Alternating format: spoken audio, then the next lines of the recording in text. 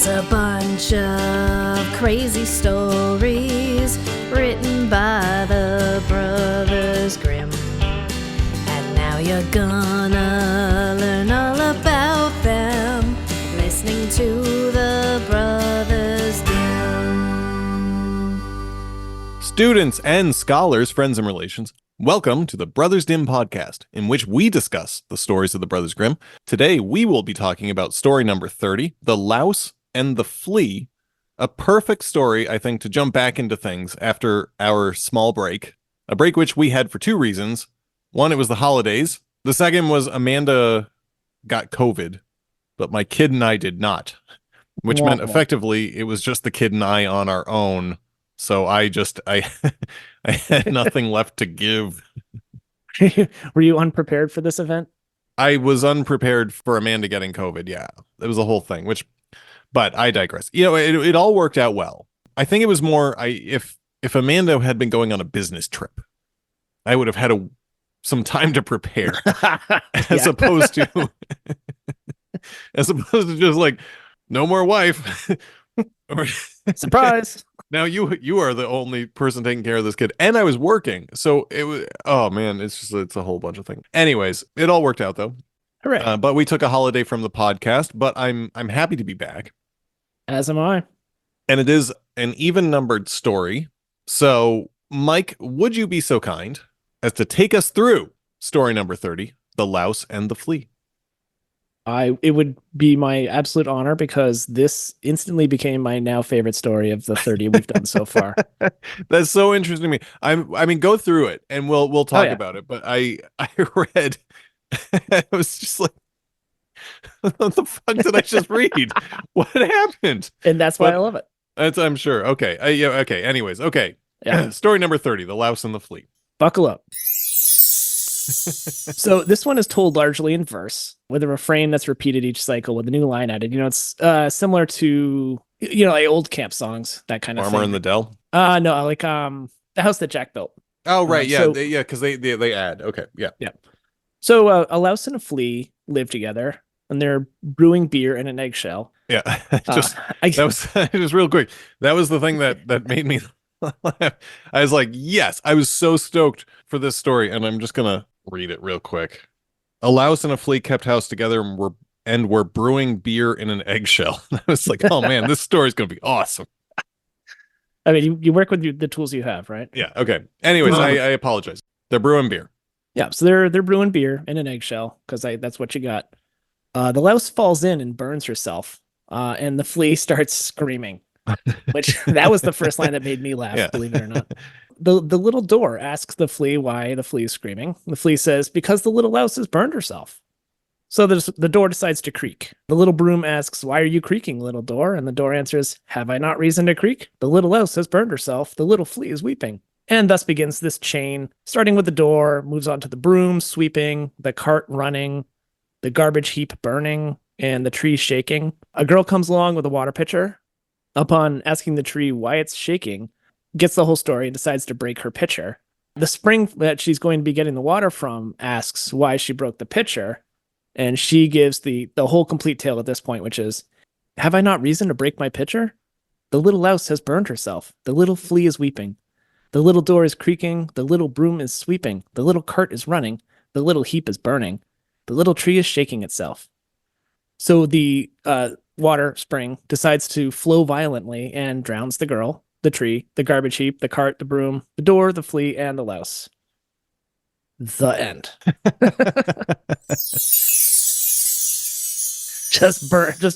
just drowns everyone. Biblical. Yeah. Maybe. Starting back with something simple. Yeah. It's like a camp song. There's one that my kids have taught me. Something about a bog. The Rattling Bog. It's an old Irish one. Yeah. The Rattling Bog down in the valley, yo. Yep. Yeah. Or, the house that Jack built, things like that. Yeah. Kind of follows more that of tradition. A hopscotch game.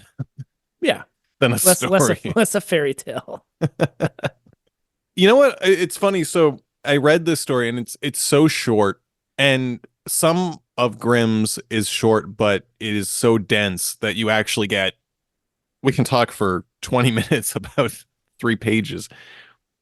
And this one it's just nothing because it's just the poem read over and over again, Right. adding a new line each time. I was like, oh man, this is gonna be a 4-minute fucking podcast. I found it interesting that the first thing I said, well, okay, what's the moral? And all of this misfortune happens, but it could have stopped at any time. Like they all end up drowned. Yeah. Any one of them could have stopped it. They get to the point where the river's flowing too much. Everyone had to make a big deal about something to get to that point, though. And at that point, the people that are upset, like the garbage heap or whatever, they're not even upset about the original thing.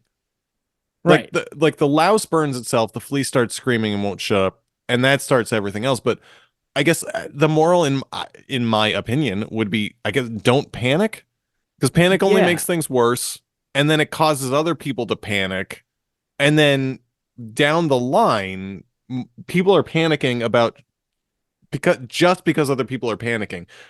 No one even cared about the fucking louse. She Well, the burned flea herself or whatever, but that's it. And would have been fine. Would have been fine had the flea not, or whoever I forget who got burned and who started screaming. Yeah, but the louse got burned, the flea started screaming. Okay, louse gets burned, flea starts screaming. If the flea hadn't started screaming and just realized, okay, well, someone got burned, that's fine, let's take care of this, then they all would have lived. But because of that, everyone dies. And I think that's the moral, is just especially the chill. door. Yeah. Chill the fuck out. It's fine. Let's all just take a breath. Yeah, for moral, before I did any research, just on reading, I was going down this prohibition road. Like it all starts with them brewing beer and then everything goes to hell. Okay. But then sort of the overarching theory seems to be mass hysteria is dumb.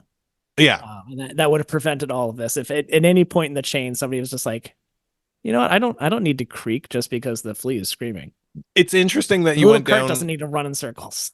a prohibition. I mean, maybe that's what, certainly not what I saw, but maybe what Jacob and Wilhelm were thinking. Although no, I don't think so at all. I don't think. It was Yeah. a stab in the dark, because I usually come up with no moral whatsoever. So I was trying to be a little creative. So, okay. Well, then panic only makes things worse, causes other people to panic as well. Right. Arn Thompson type 2022. An animal mourns the death of a spouse. What we were talking about with the Rattling Bog, or the house that Jack built, was that the name of the? Yeah. Yep. Yeah. Is a chain tale or a cumulative tale. This is a Dorothea Wilde story, according to internet research. And it's the only fucking one, which makes sense. There's no story as much as it's just the rhyme. Like the house that Jack built, or the Rattling Bog down in the Valley-O. There's not a story there. It's just, here's an excuse to say these. Oh, and then a flea bit the dog, and the dog bit the cat, and whatever. Yeah, it gets kids going. Something I did keeps them busy. It does keep them busy. Something I did find funny. So once you get up into the 2000s in the Arn Thompson index, it's a wild area. And while I was looking through the index, I saw something funny. 2025 is called the Fleeing Pancake. Ooh. And I'm excited if we ever come across that. I don't know if that's a Jacob and Wilhelm Grimm story, but yeah, I did see that. Like a lot of the early 2000s are chain tales of this type. Okay, like what? In the ATU. Oh, just okay. like this. Yeah, I think the 2000s. Yeah. 2023 or something. I thought we were talking about Fight Club or in the year 2000. In the year 2000. That's a deep cut. It is, although I think if Conan O'Brien is listening to our podcast, we were both big fans, me and Mike, and I know you've got a podcast channel now on satellite radio. So if you need a 24-minute look into the Brothers Grimm, Mr. O'Brien, you call us, because we're also boys from Massachusetts. It's true. I'm from Marshfield. I'm from Holliston. So we're right around you, and I think it would be a good fit. That's my first pitch. Speaking of pitches, is there a second pitch? There's a second pitch. Unless, well, I don't have to get into my Hollywood stuff. I mean, do you have any other notes? I don't have a ton of notes. Yeah, no, not a lot. Just mostly around the idea that it's very similar to camp songs. My first laugh was the little flea begins to scream loudly. Okay. Not the brewing beer in an eggshell, which was a little chuckle, but I don't. my second laugh was definitely so the garbage heap said, "Then I will burn furiously." Oh, that's a good Which line. in That's some such a versions, good line. in some versions, it's an ash heap, which makes a little more sense. But I feel like a garbage heap burning furiously in the last couple of years is pretty relevant. The Because whole of the Fast and Furious dumpster fire movies, of or 2020 because? idea. Oh, okay, yeah, sure, yeah. I thought we were too fast and too burning too furious. So you have a pitch? My first Hollywood pitch is just a hopscotch game, some sort of double Dutch chant. But alternatively, we could animate this or do a short story. I mean, going back to the moral. So I wonder how many steps it would take to get to the end of the world from something innocuous. Is I guess where I started with my idea about the pitch. So do you remember the song 99 Luftballons by Nina? That I do. Okay. Most people should know this song, but the song is about it's an 80s kind of new wave pop song about a couple of people buy some balloons in a toy shop. They blow them up, let them go one morning, and then NORAD computers or something equivalent see the balloons on the screen, but the balloons get registered as nuclear weapons. So NORAD fires their nuclear weapons, and then everyone else fires their nuclear weapons. Perfect. Hold the Okay. boat. Okay. I I was a goth kid in the 90s. I heard that Okay. fucking song Yeah. every Tuesday at the club. Yeah. I never knew what the lyrics actually. I never knew what was going on in the lyrics. I mean, Did you usually we were hearing the German version. I German know I've heard version, yeah. I know I've heard the English version, but I never even paid attention to it. I always thought it Yeah. was just something fluffy.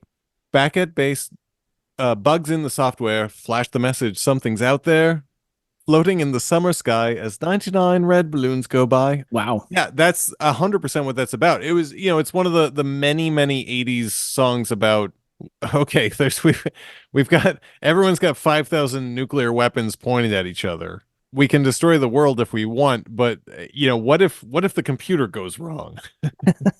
That's a hundred. At least that was what the English version was about. I think that the German version was something similar. Well, I'll be if not damned. a little bit subtle, but yeah, it was. That's what that's about. So regardless, though, perfect example though that is. I'm guessing you could get 13 steps to something. Do it as a dark comedy, a drama if you like. Drama's kind of boring, but you have a cross line thing happen with some naughty texts cause a breakup, which causes someone to get fired. Actually, you could do a dark comedy with that. And then the one person, he gets fired, but he was updating a single point of failure thing in computers. I actually, you're more of the computer guy. Single point of failure is more of a mechanical thing. I don't know. Is it the same thing in software development? It tends to be a person. Okay. Like that one person who knows how a certain program works and nobody else does. And if that person leaves, then everybody's screwed. That's just the code is. Yeah.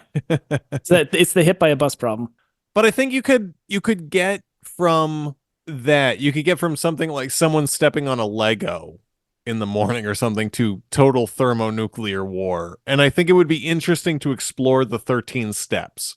Series of misunderstandings. It's a germ of an idea. Yeah. Is all I'm saying. I like it. Anyways, that's all I have. Yeah, same. On the Louse and the Flea, which was a very, what was that, a page and a half, and mostly just a rhyming and barely rhyming at that. Yeah. Like it probably rhymed better in German for what they were trying to do. I would love to see some of the original German of these. I would love to be, well, with the caveat that I could speak German. Other than ordering a beer, like ein Bier ausgeblieft, but I could muddle my way through it, and knowing the text in English, I don't. It wouldn't work. No. Even knowing the text in English, because the subtle nuances that I'm looking for, I wouldn't be able to recognize. It's a good story. It's always hard to say, and again, this is 200 fucking years ago, but I think we call this the end to story number 30, The Louse and the Flea. Sleep tight, and we will see you next time. I'm going to go drown everything. Okay, and while you do, we'll play ourselves out with a little Cole McGuinness singing the Rattling Bog. Well, in that hole there was a tree, a rare tree, a rattling tree.